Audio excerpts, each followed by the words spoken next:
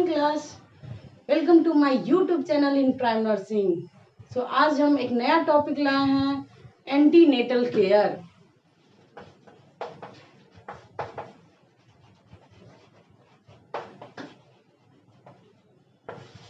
Antenatal care, तो antenatal care के बारे में हम लोग आज जानकारी हासिल करेंगे। क्या होता है एंटीनेटल पीरियड, यानी कि एंटीनेटल केयर मीन्स प्रसव पूर्व। प्रसव पूर्व देखभाल।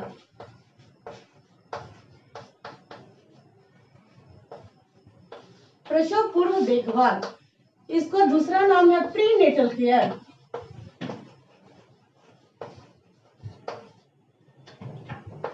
प्रीनेटल केयर, इसको हम प्रीनेटल केयर भी कहते हैं। तो एंटीनेटल क्या है, एंटीनेटल पीरियड क्या है?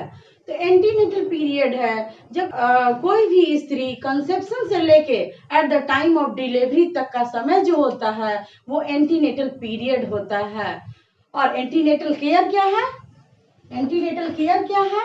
तो गर्भावस्था के दौरान स्त्री का सिस्टमेटिक सुपरविजन ही एंटीनेटल केयर कहलाता है।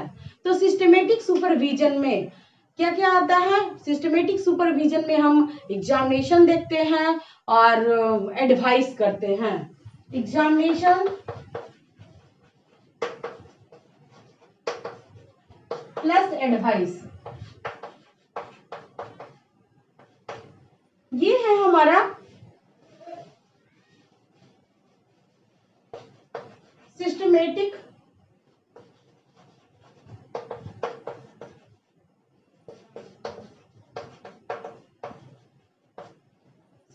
सुपरविजन में। तो हमने देखा एग्जामिनेशन करते हैं और एडवाइस देते हैं। गर्भावस्था के दौरान कोई भी स्त्री का सिस्टमेटिक सुपरविजन, एग्जामिनेशन में हेड टू फुट एग्जामिनेशन करेंगे। इसमें दो तरह का आता है एग्जामिनेशन में। हेड टू फुट दो तरह का इसमें आएगा। जनरल एग्जामिनेशन,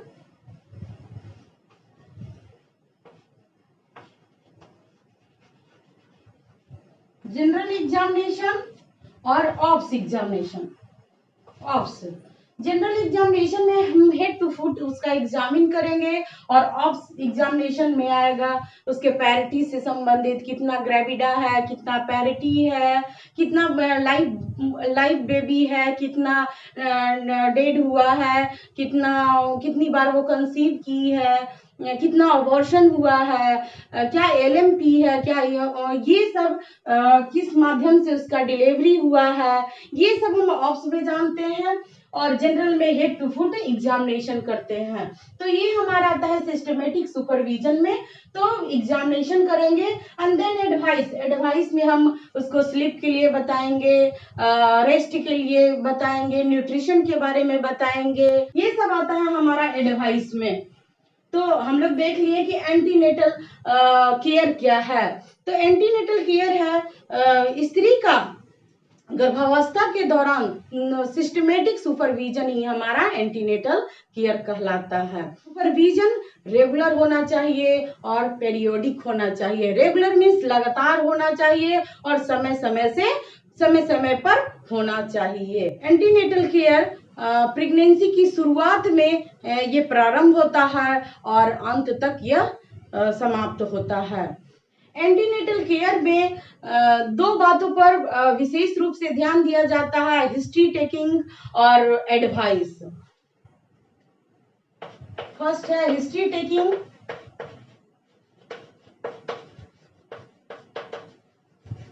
एंड दूसरा है एडवाइस, जो कि पहले हम इसको डील कर चुके हैं, बता चुके हैं।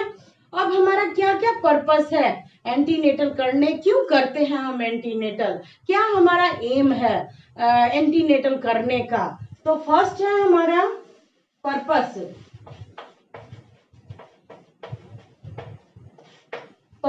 तो इसका मुख्य उद्देश्य है, एंटीनेटल करने का मुख्य उद्देश्य है माँ और बच्चा प्रेगनेंसी के अंत में स्वस्थ रहे, दोनों कोई, माँ और बेबी। सेकंड पॉइंट है कोई भी अगर जटिलता हो तो उसे हम आइडेंटिफाई कर सके, उसका पहचान कर सके और उसका सही से हम उपचार कर सके। थर्ड पॉइंट है हाई रिस्क केसेस को पहचानना। हाई रिस्क केसेस में क्या आता है, जैसे इक्लेम्सिया हुआ, प्रिक्लेम्सिया हुआ, एपीएच हुआ, ये सब आते हैं हमारे हाई रिस्क में। नेक्स्ट है माँ को चार्ट और चित्रों के माध्यम से डिलीवरी का प्रोसेस और फिजियोलॉजी उसका समझाना, ताकि वो उससे डर दूर हो सके। नेक्स्ट है बच्चे की देखभाल के बारे में उसको बताना। नेक्स्ट है कपल के साथ डिलीवरी का टाइप और डिलीवरी का स्थान का पता करना, और कैसे किस तरह का डिलीवरी होगा ये चीज का पता लगाना, और कहाँ होगा ये चीज का पता लगाना। और सबसे महत्वपूर्ण बात, एंटीनेटल केयर करते हैं हम लोग IMR से बचाने के लिए और MMR से बचाने के लिए। तो IMR क्या है? IMR इन्फेंट मोर्टालिटी रेट और MMR मैटरनल मोर्टालिटी रेट, शिशु मृत्यु दर और मातृ मृत्यु दर से हम बचा सकते हैं। अब हम लोग देखेंगे एंटीनेटल पीरियड को 3 भागों में बांटा गया है, 3 ट्राइमेस्टर में बांटा गया है। एंटीनेटल पीरियड को 3 ट्राइमेस्टर में बांटा गया है। तो फर्स्ट ट्राइमेस्टर है,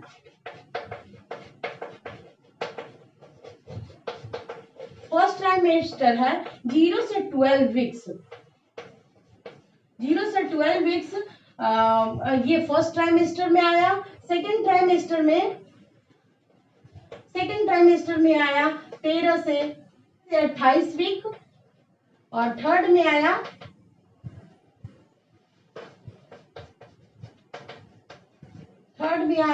29 से 40 वीक्स।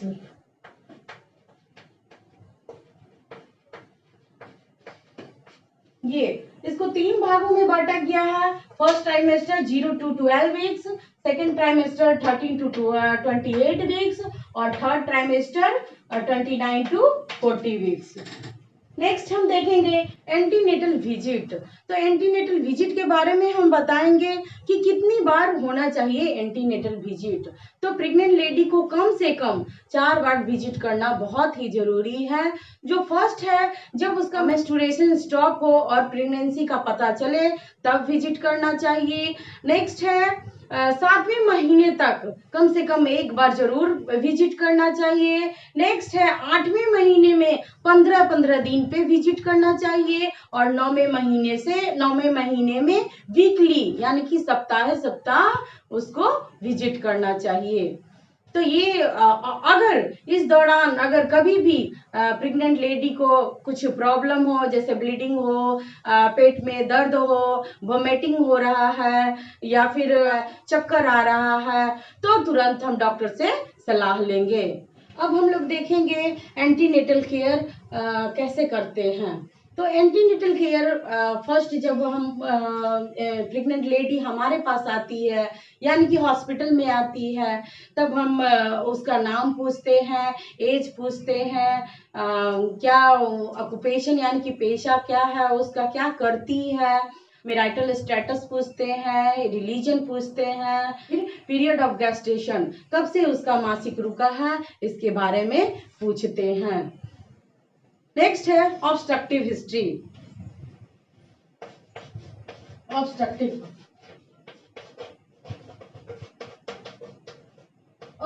हिस्ट्री, ऑब्स्ट्रक्टिव हिस्ट्री में हम लोग देखते हैं, इसमें 2 चीज आता है, ग्रेविडा और पैरिटी। ग्रेविडा होता है जो कि कितनी बार स्त्री कंसीव की है, और पैरिटी आता है कि कितना लाइव बेबी है, अभी एट ए टाइम उसका लाइव बेबी कितना है, ये उसका पैरिटी बताता है। तो ये आता है ऑब्स्ट्रक्टिव हिस्ट्री में, फर्स्ट ग्रेविडा और पैरिटी। ग्रेविडा यानी कि कितनी बार स्त्री कंसीव की है, और पैरिटी यानी कि कितना लाइव बेबी है, बॉयज या गर्ल्स। नेक्स्ट है हमारा history of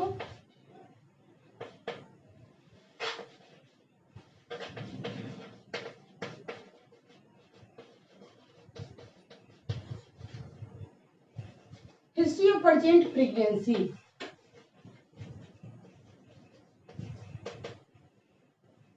history of present pregnancy. तो प्रेजेंट प्रेगनेंसी, अभी जो प्रेग्नेंट हुई है उसके बारे में हमको हिस्ट्री लेना है कि अभी उसको वोमिटिंग हो रही है, पेन हो रहा है, या फिर टीटी का इंजेक्शन ली है या फिर नहीं ली है, ये हिस्ट्री उससे लेना है। नेक्स्ट है menstrual history.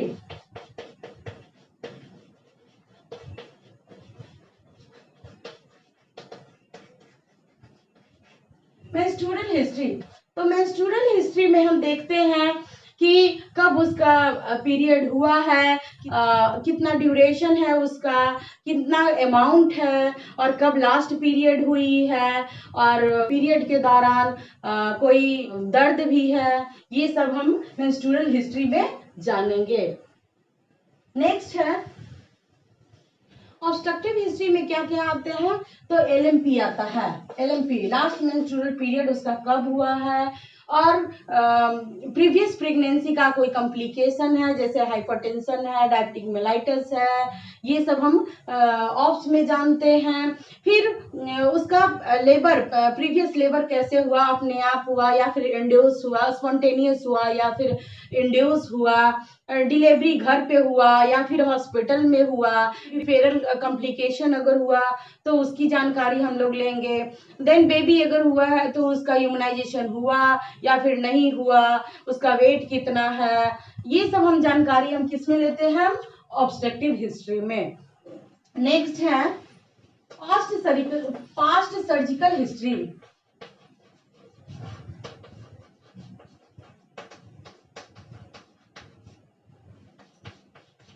Past surgical history, past surgical history में या तो उसका जनरल सर्जरी हुआ है या फिर गायनिक से रिलेटेड कोई सर्जरी हुआ है। जनरल सर्जरी से रिलेटेड है, जैसे कि अपेंडेक्टोमी हुआ है, कोलिसिस्टेक्टोमी हुआ है, या फिर गायनिक से रिलेटेड है वो LSCS हुआ है। तो इन सब की जानकारी हम पास्ट सर्जिकल हिस्ट्री से स्त्री से हम लेंगे। नेक्स्ट है आपका फैमिली हिस्ट्री।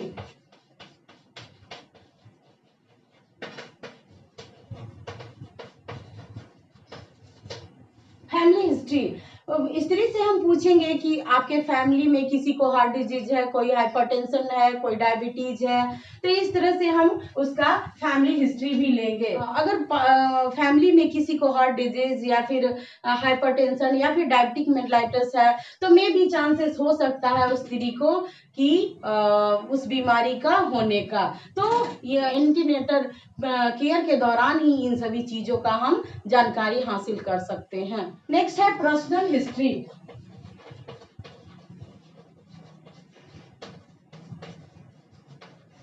पर्सनल हिस्ट्री, तो पर्सनल हिस्ट्री में हम स्त्री से उसके बारे में पूछेंगे कि आपका हैबिट्स क्या है, स्मोकिंग करती हैं, ड्रिंकिंग करती हैं कि नहीं, रात में सोती हैं अच्छे से कि नहीं, अच्छे से मलमूत्र त्याग होता है कि नहीं, इसके बारे में हम जानकारी हासिल करेंगे पर्सनल हिस्ट्री में। ये सब पर्सनल हिस्ट्री में आते हैं। टेकिंग करने से पहले हम सामान की तैयारी रखेंगे, क्या क्या सामान चाहिए हमको एंटीनेटल करने के लिए। तो पहला है ऑब्जर्वेशन टेबल होना चाहिए, जिससे हम स्त्री का परीक्षण कर सके, ऑब्जर्वेशन कर सके। नेक्स्ट है स्टेपिंग स्टूल, जो कि चढ़ने के लिए, वो एग्जामिनेशन टेबल पे चढ़ने के लिए ये यूज होगा, स्टेपिंग स्टूल। तीसरा है स्क्रीनिंग, उसके प्राइवेसी के लिए हम पर्दा लगाएंगे, उसको कहते हैं स्क्रीनिंग। नेक्स्ट है इंच टेप, जो कि दर्जी वाला जो इंच टेप जो कपड़ा नापता है वही हम रखेंगे, इंच टेप। नेक्स्ट है थर्मामीटर है, नेक्स्ट है बीपी इंस्ट्रूमेंट है, और फीटोस्कोप। फीटोस्कोप से हम बच्चे का धड़कन नापेंगे। और हमको चाहिए क्या, MCH कार्ड और रजिस्टर। MCH क्या है, मातृ शिशु सुरक्षा कार्ड, मातृ शिशु सुरक्षा कार्ड है और रजिस्टर रखना है मुझे। फिर वेट मशीन, जिसे कि हम प्रेग्नेंट लेडी का वेट कर सके कितना वजन है। वॉच रखेंगे उसके पल्स और इंस्पायरेशन को देखने के लिए। ग्लव्स रखेंगे उसे जांच करने के लिए। स्टेराइल ग्लव्स होना चाहिए और plastic container with chlorine solution का घोल होना चाहिए। 5% क्लोरीन सॉल्यूशन का घोल उसमें रखेंगे। आफ्टर, जब हम एग्जामिनेशन करने के बाद हम उसको ग्लव्स को डिस्पोज करने के लिए। और IFA रखेंगे, यानी कि आयरन फॉलिक एसिड का टैबलेट रखेंगे और टेटनस टॉक्साइड का इंजेक्शन रखेंगे। और हम लोग सिरिंज रखेंगे आवश्यकता अनुसार, जैसे कि टीटी का इंजेक्शन 0.5 ml है तो उसके अनुसार हम सिरिंज रखेंगे। हब कटर रखेंगे उसको, उसके नीडल को काटने के लिए। स्प्रिट स्वाब रखेंगे उसको स्वाब करने के लिए। जब टीटी का इंजेक्शन देंगे तो उसके लिए जरूरत पड़ेगा हमें स्प्रिट स्वाब। और स्टेरिलाइज ट्यूब रखेंगे, पेशाब की जांच के लिए स्टेरिलाइज ट्यूब रखेंगे। तो हम लोग देख लिए क्या क्या सामान हम लोगों को एंटीनेटल एग्जामिनेशन के लिए चाहिए। अब हम पेशेंट का हिस्ट्री लेंगे, यानी कि जो गर्भवती स्त्री है उससे हम उसका व्यक्तिगत इतिहास पूछेंगे। क्या क्या हम उससे हिस्ट्री लेंगे इसके बारे में हम बताते हैं। तो फर्स्ट है, जब हमारे पास वो गर्भवती स्त्री आती है तो उसका हम सम्मानजनक अभिवादन करते हैं और उसे बैठने के लिए कहते हैं और अपना परिचय देते हैं। और उसके साथ जो अटेंडेंट है यानी कि साथी है उसको भी हम अच्छे से बैठाएंगे और उसके बारे में बताएंगे कि क्या ये एंटीनेटल केयर होता है। और साथ में उसकी परेशानियों को, गर्भवती स्त्री की परेशानियों को हम ध्यान पूर्वक सुनेंगे और उसे अच्छे से हम बताएंगे कि हम उसके साथ क्या करने जा रहे हैं। तो फर्स्ट हम लोग लेंगे व्यक्तिगत हिस्ट्री टेकिंग, यानी कि पर्सनल हिस्ट्री टेकिंग। व्यक्तिगत हिस्ट्री में क्या देखेंगे?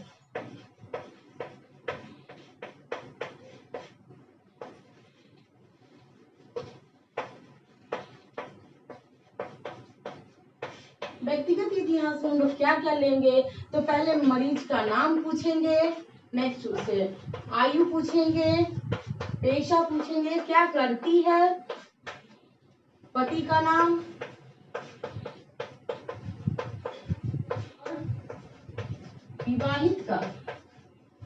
विवाहित होने की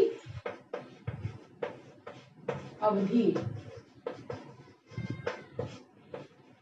समय पूछेंगे। नेक्स्ट है उसका व्यक्तिगत हिस्ट्री में ही हम नेक्स्ट हम LMP पूछेंगे। LMP क्या हुआ?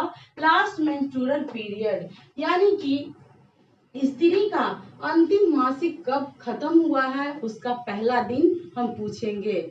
तो LMP अगर पूछते हैं उससे हम एक्सपेक्टेड डेट ऑफ डिलीवरी, यानी कि संभावित प्रसव की तिथि हम जान सकते हैं। तो कैसे हम लोग निकालेंगे? EDD,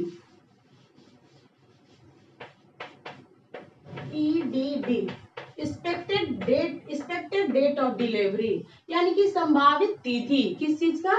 डिलीवरी का। तो कैसे निकालेंगे? तो LMP plus 9 month plus 7 days है ना। LMP क्या होता है? अंतिम मासिक तिथि, अंतिम मासिक तिथि का पहला दिन, यानी कि पहला दिन कब वो हुई, वो अंतिम महीना का पहला दिन। जैसे कि स्त्री 5 तारीख को जनवरी में 2020 में वो अंतिम मासिक हुई है, ठीक है। प्लस इसमें हम 9 मंथ जोड़ेंगे प्लस 7 डेज जोड़ेंगे। तो क्या होगा इसका